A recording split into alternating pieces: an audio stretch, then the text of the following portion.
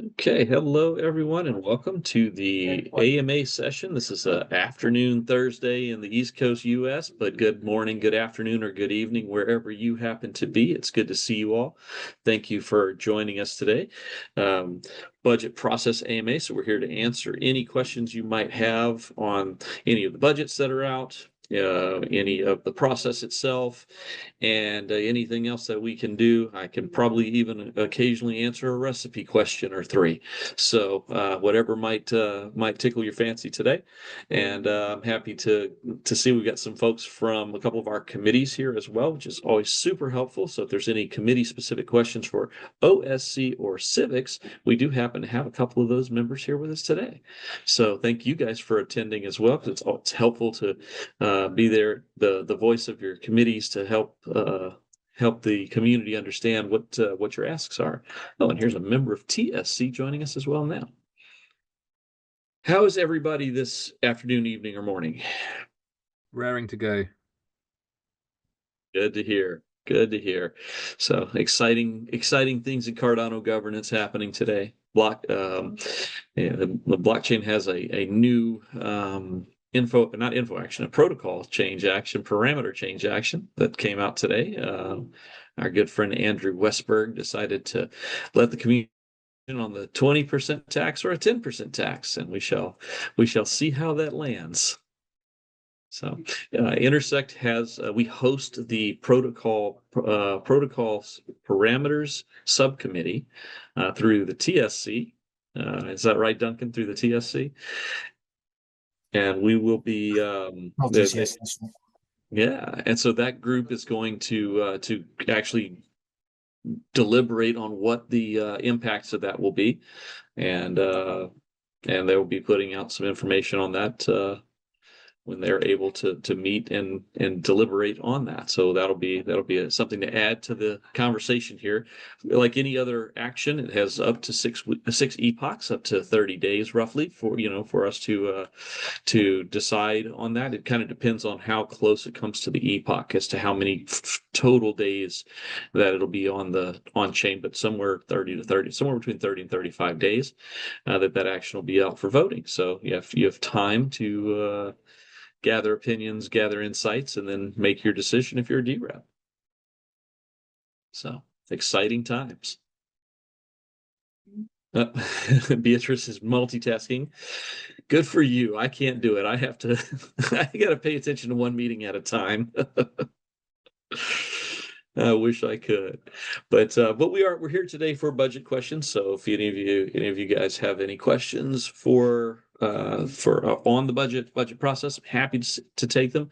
You can raise your hand to be recognized. It's pretty quiet today, so I'm not going to be overly aggressive on on that.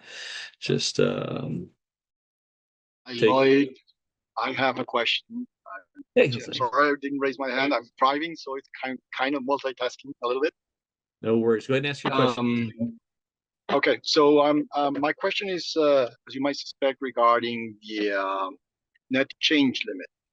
Mm-hmm. So now that it's out there, I would like to understand a little bit the perspective of the budget committee on how do you came to interpret what is on the Constitution regarding that net change limits, and how do you come to the value and to the time period that you're proposing? Okay, sure. So the information for the net change limit itself is just as a kind of a quick overview. That is, it's asking for 350 million ADA to be available to be withdrawn during the calendar year, January 1st through December 31st of 2025. So, and then it sets itself to automatically renew unless another net change limit replaces it every year. So that it's effectively saying a yearly withdrawal of up to 350 million ADA can happen from a total of withdrawals can be up to 350 million ADA.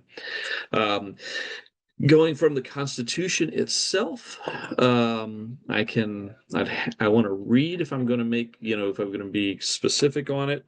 So I'll pull that up. to make sure that I'm being completely accurate. But there's a guardrail.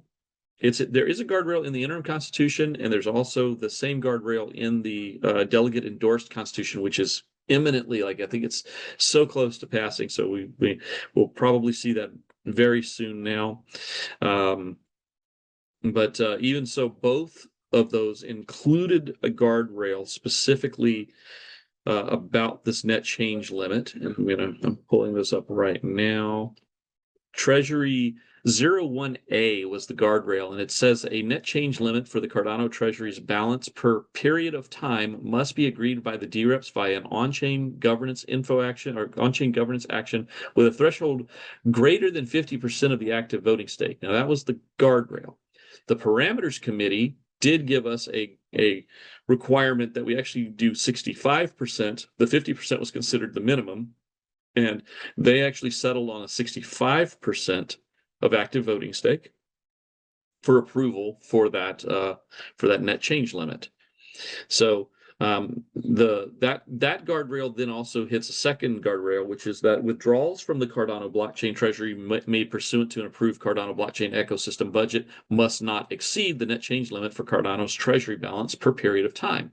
So the budgets that are available, that are out there, cannot exceed the net change limit. So whatever budgets get out and get approved, they have to be evaluated against whether or not they would violate the net change limit before they are approved. So that's the kind of the bottom line there on what we're looking at from a constitutional perspective. And like I said, net change limit itself is 350 million ADA. Now, how we got to that number, that is, there were treasury experts that worked for the CF, that worked for IO, that worked for Emergo. They all evaluated what at our current tax rate, mind you, that's a kind of an important new consideration. At our current tax rate, they put a number out that was very close to what we would expect the transactions that would go into the treasury this year would not roughly exceed that number, somewhere in that neighborhood. So it would basically be spend what you make, but don't spend any more than that if you agreed to this net change limit. Now, there's the added complication now that if the tax rate changes, then the DREPs may want to consider if the goal is to keep the spending at that level, they would want to look at what it would be to reduce it. So this is kind of what the idea of the protocol parameters committee or parameter subcommittee would need to evaluate to give us guidance. They'd have to say, hey, that this would be your number, at that point. And so if the DREPs wanted to stay at that, they'd have to reduce the net change limit to stay at that. But they also don't have to. They could say, no, we'll keep it at 350 million, and then we could spend it 350 million, but that will mean we're drawing down on the principal, right? The balance of the treasury that's accumulated ever since Shelley. So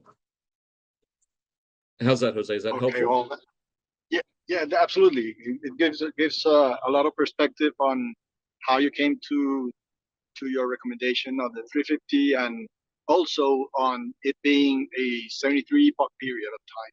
So, of course, we've had privately this conversation. This is the first time that we have it publicly, and I want to be very open about my perspective.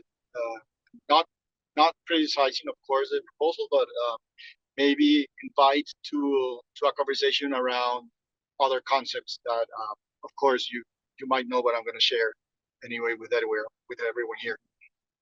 So the net change limit, as originally thought, for people who don't know me, I was part of the team that drafted both the interim constitution and the delegate approved constitution that is now a governance action that should be ratified any time now. And I came up with this concept originally more from a macroeconomic and fiscal policy variable that we could leverage, lever that we could actually use to manage the policy on how we want to grow or to spend our treasury, right? So the first philosophical question that we need to agree on is if we want to have a perpetual fund, a sovereign fund that is there forever, ever growing, or always staying at the same size and live off the growth that comes from the taxes or from the reserves, the initial parts, and or do we want to spend it and really accelerate Cardano's growth by spending fast the first few years and make sure that Cardano does, if Cardano for any reason doesn't make it or it doesn't achieve the growth that we expect, it's not because of lack of spending, right? So the first philosophical question is that, and according to that, we could say, well, let's say we want to spend our treasury in 15 years or in 10 years or 5 years, or we don't want to spend it at all. And then the thought was we would set the net change limit as a percentage of the balance of the treasury, not as a fixed amount. So it's not 350 million. In this case, assuming that 350 million is what is expected in the 2026 year for the treasury to grow, then the net change limit in that case would be zero, right? So it doesn't grow and it's not diminished, and so it would be zero. It doesn't change. We spend exactly what we earn. If we set it as a percentage that diminishes, then we are reducing the size of the treasury over time. And then if we change it, if we put it in a positive number, then we would have to make sure that our income is more than what we spend, right? Mhm. And then the other variable is the time period. So this time period was meant to regulate the speed at which the treasury comes into circulation. So with the current situation and the proposal that you are putting on the table, we would have the possibility. Of course, we have Intersect as a manager, and of course, we still have to go through all the treasury withdrawals actions, and that will take some time. But as it stands, it is technically possible for a budget that to be proposed for 350 million, and then a governance action, treasury withdrawal to be asked for 350 million, and have just one big disbursement, one big withdrawal from the treasury in one day. And of course, Intersect has a lot of checks and balances, and that's most likely never going to happen. But we could have it all go into the market in one day, right? So what 350 million going to the market in one day, then the price drop would be catastrophic. And catastrophic not just for holders as an investor, which of course is a consideration, but there's an even larger consideration, and that means that if the price drops too radically, then the reward systems that we have for SPOs and for delegators basically disappears or is significantly challenged. And that is a very significant threat to the security of the network. Mm-hmm. So price stability is very important. Both, and of course, it has implications if the price goes radically up as well.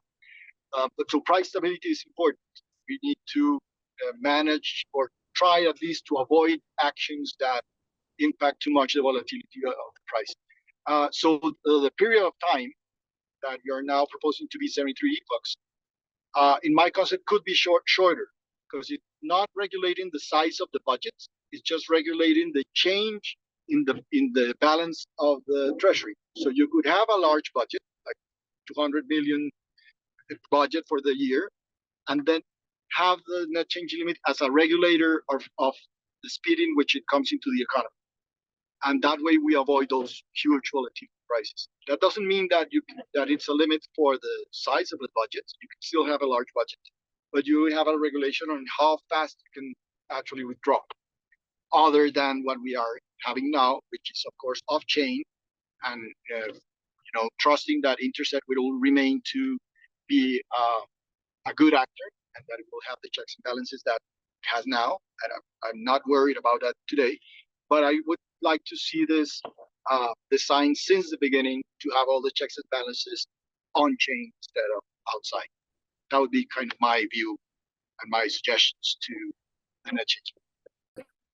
I definitely appreciate the point of view, Jose. And, I think part of this, in the discussions that continued around, how this would function, one of the larger concerns, is that for an organization to make contracts, it has to have an understanding that it has access to its funds.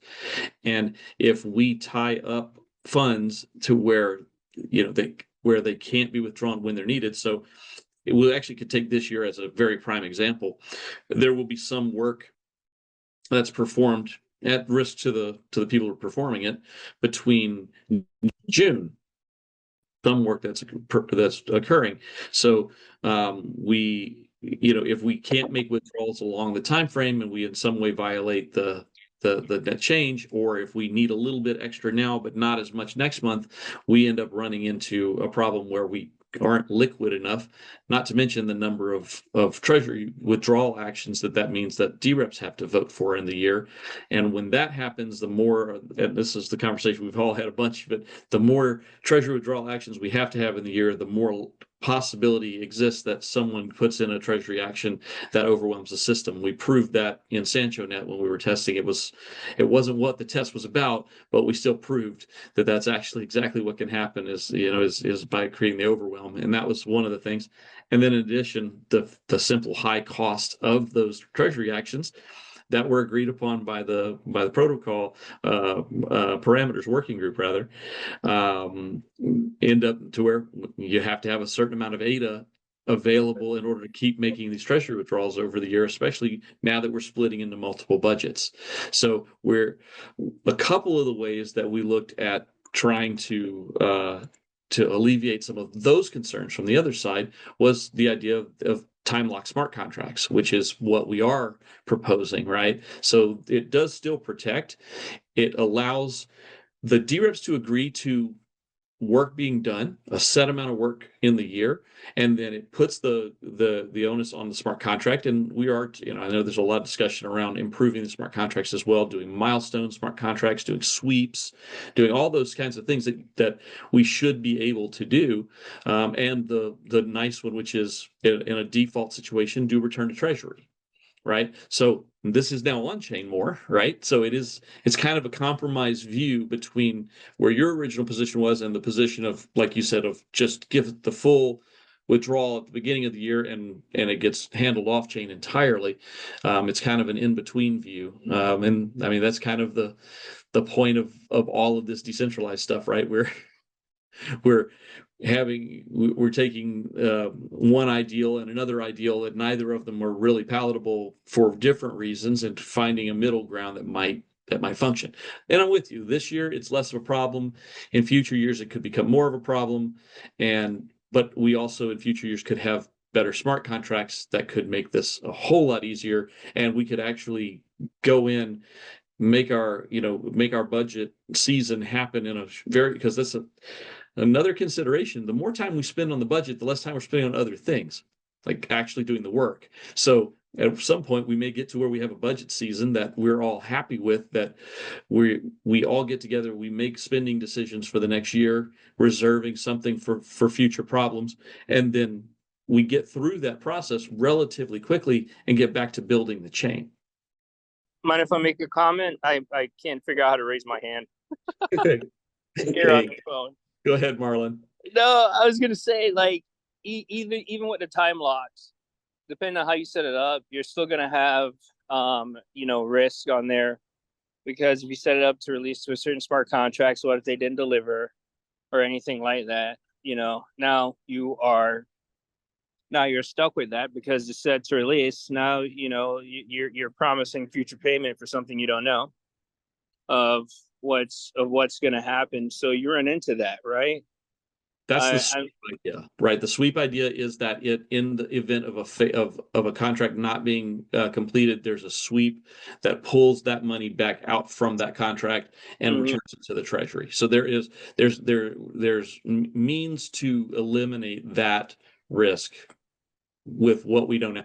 Again, I'm not smart contract dev, so I'm I'm actually the wrong guy on that. We do have a smart contract dev group that we're forming up that's going to start building out what is really possible with those, and that's what the budget committee intends to provide a work product to the public during this next year for next year's smart contracts. For now, it's time lock releasing to an Intersect and CDH control that is then passed further. So that's what stops Intersect from being the bad actor, because what Jose's concern was that we get 350 million ADA on day one, and we're not even, by the way, that's not even the amount of ADA that Intersect's asking for, but let's say for whatever reason an actor said all 350 million ADA, all mine right now, and the DREP said yes to that.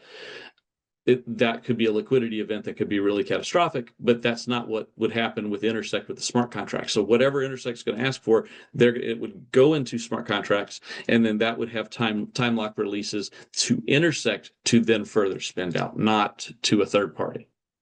Okay. Thank you for your different Thank you for contracts based on budget categories. Yeah, absolutely, Marlon. So yeah, Jose, I know we lost you for a moment there. Yeah, we'll go. So, but yeah, thank you, Marlon. Exactly. But let's let Jose respond to what I was saying as well, too, please. Yeah, sorry for jumping in. Yeah, my call dropped for a second when I got out of the car. So thank you for your very thorough reply. I do think that there are some checks there and some mechanisms that could make a less viable, a less probable event. Of course, we're still and we should definitely try to move towards a more on-chain control over time. So I guess I have two comments here. One would be like the projections of the 350 million ADA income for 2026. Is there some study or some projection that is available for the community that we could actually see and kind of understand how viable is it? Of course, we need to understand it depending on if there's a change to the tax cut that was proposed this morning. That changes a lot of things, but we'll need to. I would like to hop in the conversation and try to understand and try to assess and see where that leads us. That would be one, and the other one would be a comment on you said this would be a kind of middle ground solution. All the controls that you're proposing, but still the net change limit is basically as it is proposed, it is ceasing to exist as a control, as a guardrail, right? So it's way larger than the budget. It is for a complete year, and it's set to self perpetuate over time unless something happens, which of course is basically killing the net change limit as a guardrail on my interpretation of things. Would it be possible to maybe have a real middle ground in which we have a net change limit set in as a balance of the treasury instead of a total amount? Because of course 350 million today is a percentage of the treasury, but if for any reason that is more and the treasury starts to diminish and we still have the 350 million, there would be a larger percentage. So it's a self-accelerating loop. Could it be set not as a value but as a percentage change, which if what I'm understanding right would be zero, right? It should not change in a year. And maybe instead of doing it for a year, maybe try to do it. Yeah, I don't think it needs to happen every month or every semester or every trimester, but every quarter, maybe twice a year, maybe every semester. And that set the net change limit in 2 semesters, and maybe that would be something that we could explore and could kind of leave a little bit of a guardrail there. So just for everybody, I want to just point out that both Jose and I are part of this whole Intersect process, right? And so anybody that says Intersect thinks this one thing should go back and really look, because this is actually Intersect. This is what we really are. We're really a combination of a whole bunch of people who have our own opinions, our own viewpoints on these things. We're all working hard and thinking through the things. So just Anybody that thinks Intersect is one monolithic entity or thing, it has nothing to do. It is just the opposite of what it really is. It's really a bunch of people trying their best to come together and find the best Absolutely. solution. So That is I absolutely just want to true. point that out real quick. But And Jose, it's good. It's good to show that. It's good to show you know, to the world that it works that way. It's a Yeah. consensus. Whatever gets proposed, it's a matter of compromise, right?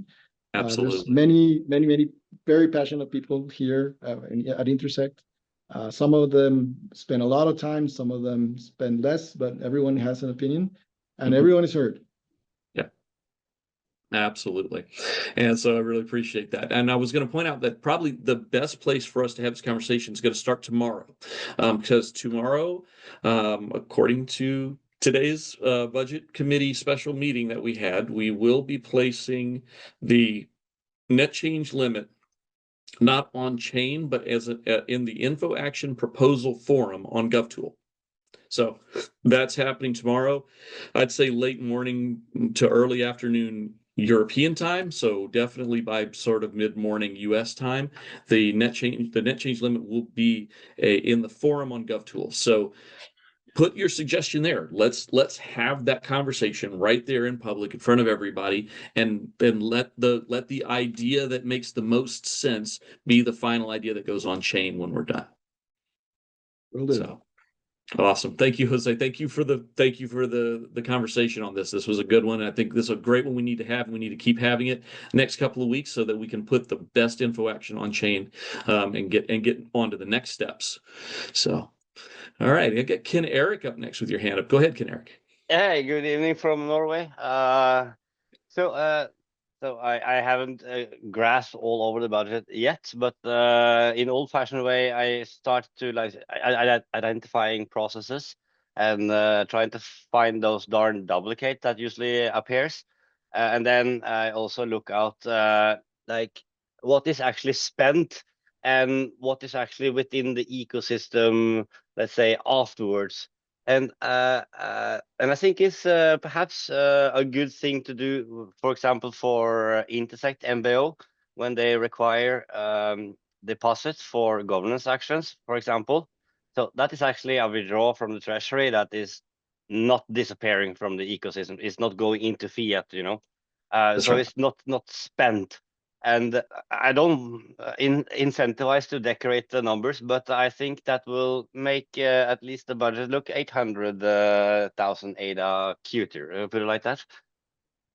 That's true. That's true. There is 800,000 ADA because we do envision the possibility of having to have multiple simultaneous treasury actions.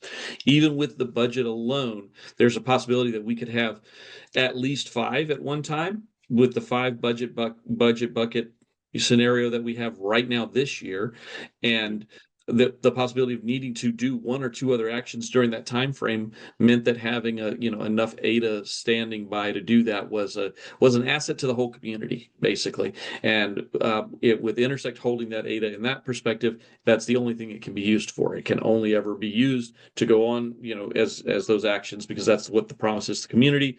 And if Intersect is ever no longer responsive to the community and that needs to close, that ADA would have to be returned to the treasury. And that's, it's put in a safe place and just reused over and over again for the asset that it's intended to be. So thank you for pointing that out. Yeah, exactly. So I like, from a budget perspective, yes, it's a withdrawal, but there's something that has been kept inside the ecosystem. And I think we should communicate that. For example, that post, it's not spent, it's not going to any OTC disk. Thank you. Thank you. And Thomas Linseth trying to get me in trouble to try to say budget buckets 10 times fast. I don't know that I see now. I'm learning more and more about the buckets is just a bad idea. It was our first little concept of trying to let people understand that a budget isn't necessarily individual line items to get it, of what it looks like. That's more your audit at the end of the day. This is your planning period. And so we were talking about buckets, and it just stuck for a while, but now we're like, oh, we probably shouldn't have used buckets. Marlon, how's it going? No, it's going all right. And I was contemplating, and I was like, do we have sometimes I think it gets bad.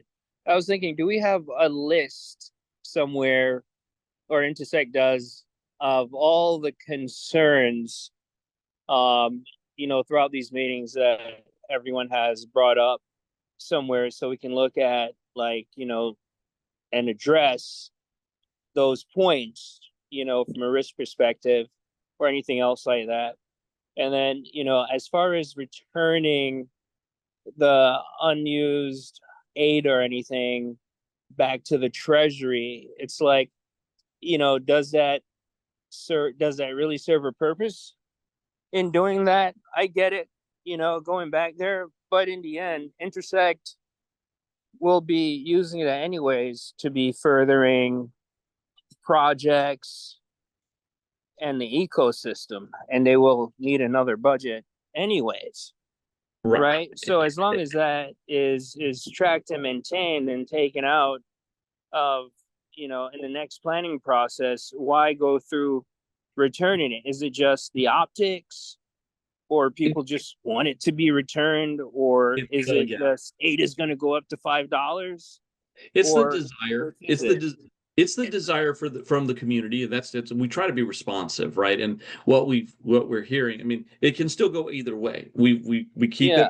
The DREPs will decide for us. We're going to do whichever of these two the DREPs decide. Because you're right, Marlon. From a bookkeeping perspective, and by the way, guys, from y'all that don't know, Marlon does a lot of, like, this is actually kind of Marlon's bag. This is what he does for a living. And you don't have to name your company, Marlon, but just roughly, like, you do audits and stuff in technology companies. Like, that's actually your day job.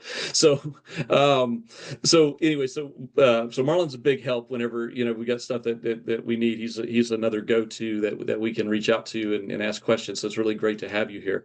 But as he's pointing out, you have the money is already withdrawn into an Intersect account. So one option is, well, next year's budget, we already have this, say, 10 million ADA left over. So the budget shows the full amount. We're gonna withdraw another, say, 210 or whatever, like we did this year. But instead of withdrawing 210, we would withdraw 200 because we already had the 10.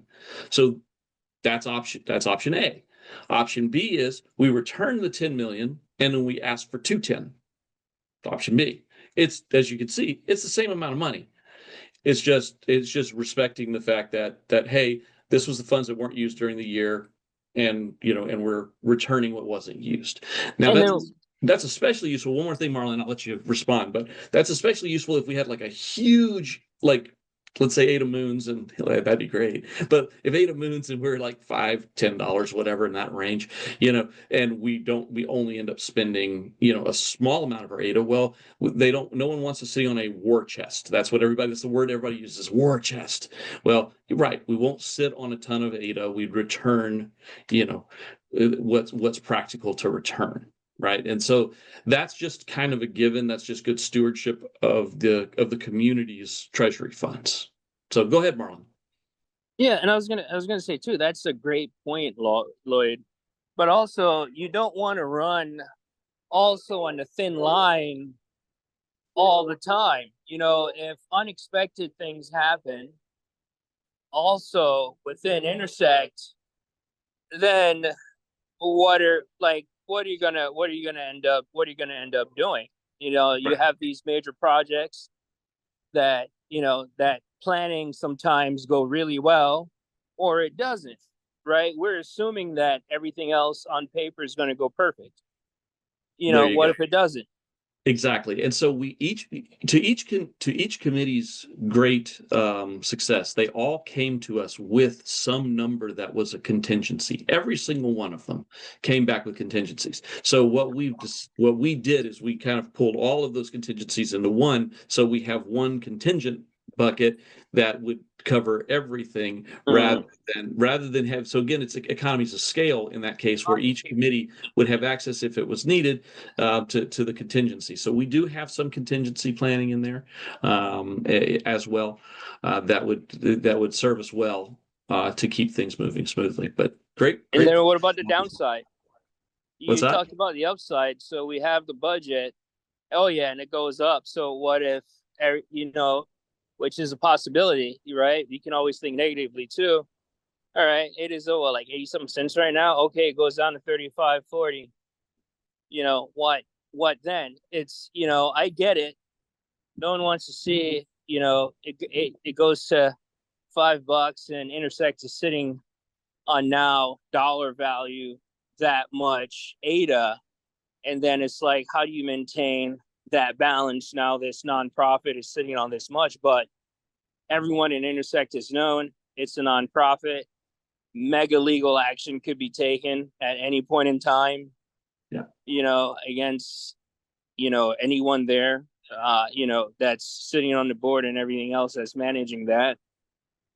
That's one thing that you have right there. You have the faces also, so that's, I'm just putting that out there. A budget is a budget. You can only plan for, and estimate what you can for. You can't plan it to the T. Exactly. Yeah, thank you, Marlon, for all the perspective. I really appreciate it, man. And we'll keep talking over the next few sessions, I'm sure. Duncan, I see you have your hand up, so I was ready to recognize you if you've got it. I don't know if it's helpful to talk through, these are some of the things we've been contending with a bit with the technical steering budget. And, one of the things that, for those that are looking closely, is that we have a number of large development projects that we're proposing go forward. And these are not things that would deliver necessarily in year. There will be steps along the way of delivery. But what we are keen to do is not forestall development on things that the community have endorsed and feel are a good idea. I will use Laos purely as an example here, but there has been strong community endorsement for that project to receive funding and continue. So one of the things that we've actually done is to say we would like 12 months of funding for Laos. And so that will come out of 6 months of 2025, but we have asked for 6 months to be accounted for in 2026. So that acts as a withdrawal at this point as a sum. But when we come to do our 2026 budget, if Laos still requires, is going to go forward and have longer, we will take that 6 months off of 2026 budget because it has already been. And the reason for that is that it enables us to have a continuity with our supplier, that we can guarantee them that, yes, we want to get you through the next phase, whether that is simulation work or a bit more research and then starting to actually build it out and give a bit of continuity there. The last thing, this goes way back at the start where you talked about interruptions to major projects. That's one of the things that we've done to try to ensure that continuity across budgets if we were to have a delay. Actually, the second point was on the ADA fluctuation. Yes, so the technical budget has, we have called out at a price that we think is sensible. At a price what we think is a sensible amount to do a portfolio of work that is achievable. But what we have said is that we have a long list. It's publicly available of things that are in consideration. And by the way, if you have a project you'd like to put forward, that is also available on our website. We've been taking a lot of suggestions forward. If the price goes down, we will do fewer of those projects. There will be less development work done. If the price were to go up, if it goes to $5, then actually we're not going to actually have the capacity to do everything, and I don't think we've got enough suggestions in the backlog to even cover it. And that's when you're into returning things to treasury. But we can scale the amount of work that we do according to the price, so we can be adaptable and flexible to the situation. Yeah, that's what we call a good problem to have. Yes, well, if we're hitting $5, then yeah, it's right. So, but yeah, thank you, Duncan, for the extra clarity there. And yeah, so this is, hopefully, folks, we can kind of start getting to this idea that this is what a budget is. A budget is, if we've got funds to do it, we can do these things, and we'll do as many of these things as we can in the budget that's allotted. And we are talking about, this is the development of the Cardano node that we're talking about here. These are the kinds of things that improve our ecosystem for us. So, and there's also other things in here as well. There are things like for the community hubs from MCC. There's the stuff in budget that is about getting the budget through, getting the audit through. Those are other elements. They're smaller, but they're elements that are important as well. There's the civics budget, which is about moving governance forward to the next level, and and doing the work that needs to be done to understand compensation, to understand how we should hand over from one group to the next, how we handle our elections of our CC, all of that sort of stuff is what civics is overseeing. So so there's that. And we got Ken Eric, get your hand up. So go ahead, Ken Eric. Yeah, so since I spotted Duncan here, and this one is not for you, Lloyd, I'm sorry, but I hope I want to ask technical steering about it. So in regards to developing, so there are a lot of, let's say, a project that we start up. Let's say you get your funding, and then we start up. That's gonna be a lot of, let's say, loose end to keep track on, and how can we say, put together in the development phase. Do we have the resources on this budget to actually keep track of this and synchronizing, Scrum Masters and yeah, that's the first one. And the second one, so Cardano, since we have the treasury, we have the possibility to develop our own stuff. We are self-sustainable, but as long as we develop everything by ourselves, we also add a maintenance cost the year after and the year after there again. Would you have any comment on that, Duncan? Because the better and bigger we get, the larger the maintenance gets, and even more difficult as an organization it gets to keep the glue together. Thank you. Okay.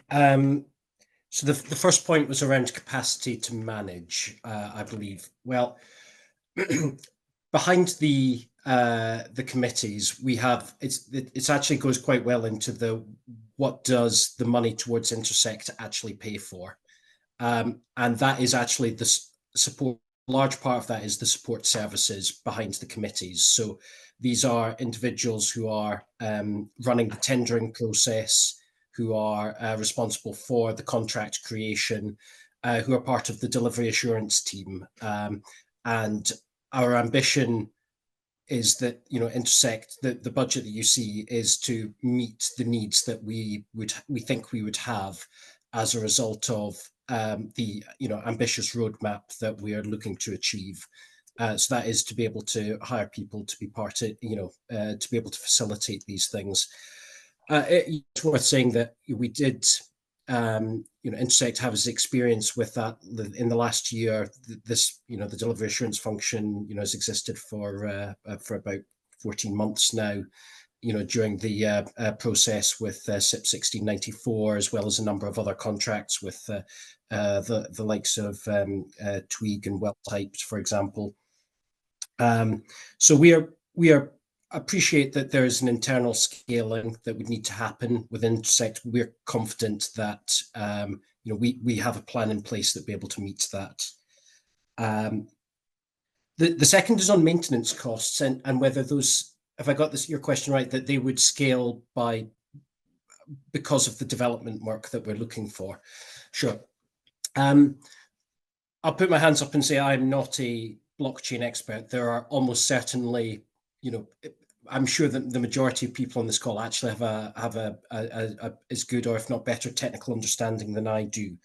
But, from experience, that I feel that that's not necessarily the case. That if you make an upgrade or an improvement in how the code node runs, that doesn't necessarily make your maintenance more difficult. In fact, in some cases, it actually improves it. I would use Tweak Genesis, the work that Tweak have done with Genesis, for example, where we no longer have to, with that work, which is development and would be part of core roadmap. Had it been, coming a year later, we actually removed the need for the relay nodes to be paid for. So, and that actually represents a cost saving in our maintenance. So the answer is sometimes yes, sometimes no, depending on exactly what it is that is being delivered. Thank you so much. So I know only a little bit about, there's like all of a sudden there's a new library that needs to be updated, and there's an API that has to be fixed, and that kind of maintenance. But thank you for clarifying that out, Duncan. Thank you very much, Duncan. Thank you, Ken-Eric, for the question. Beatrice and I were having a little side conversation on a very similar topic, the fact that there's lots of maintenance across the contracts, and what she brought out that was very important is that the OSC is working on that, the maintainer retainer type of program, so that we can actually, if people are willing to maintain the code that underlies the important things that our commercial interests are using on the chain. We talk about the Lucid library is one of those that, it went away without support for a long time. And, that was a very difficult thing for the chain when that happened. This kind of stuff, maintenance on of these important elements is critical to our success as a chain, and also the success of the commercial entities that want to use our chain. So just a great little side conversation. So we're going to keep track of that. Beatrice, thank you for that as well. Marlon, I got to see your hand up again, and we can do that. We are down to the final 10 minutes. So let's grab this. I'll make it really quick. Ken-Eric, thank you. You made a really good point there. Lloyd scared me when he said it was about like 6 months to a year, like they had for funding when it came to the budget. When you said like maintenance and things like that, it's like, okay, regardless, we still have like things to do that are going to be constant, regardless, that are going to be needed. So when we're planning, we need to be looking at like, 5 years, at least for consistency. That needs to be standard across the board. And maybe you go back at that annual operating plan, maybe yearly. And, look at that, make some adjustments. But there needs to be some consistency in there so people aren't worried about how the lights are going to stay on every single year. Like that, you can't function like that. One, it takes direction away from what really needs to be done for the blockchain, if that's what you have to worry about. Absolutely. And so, Marlon, to that point, this is, as I keep trying to remind everybody, this is our very first ever budget, right? So what we chose as a group to do as we were getting into the process was at first only deal with 1 year, and then it's got narrowed to 6 months because we weren't able to get through the Plum and hard fork until this year. So we've narrowed it down to a 6-month budget so that we take our first baby steps into budgeting and do what we can with that first budget. But the goal all along is that we're going to start to have a 3 and 5 year time horizon that will be in budget so that people will understand them and be able to act accordingly as DREPs to understand what the needs are of the chain for maintenance and that sort of thing, so that we can have OPEX and CAPEX, right? We can have both of those things and be looking at them intelligently, looking at them separately, right? And really trying to make that make those kinds of decisions in that work. I appreciate that as well. And I do see a couple folks having to hop off. I understand we are reaching the top of our hour here. My phone's ringing too, because it's 5 o'clock. It's 5 o'clock somewhere, and that somewhere is here. So it is time to begin moving on. We do have a couple minutes left, so if anybody's got a last burning question that they need to have addressed today, I'm happy to do so. Otherwise, we will be back, I believe, on Saturday. I think I've got a Saturday call this week. It's next week on the 22nd. Next week. Thank you, Tex. Appreciate it. My phone pings at me and says, Lloyd, you need to be in this next meeting, and I dutifully go to the next meeting. That's how I live my life right now, unfortunately. So, but on that note, guys, thank you all so much for your time and attention today. I appreciate it. Your attention is your most valuable resource, and when you share it with me and when you share it with our community, you are doing a great service for the Cardano community. So thank you all for that, and we will see you next time.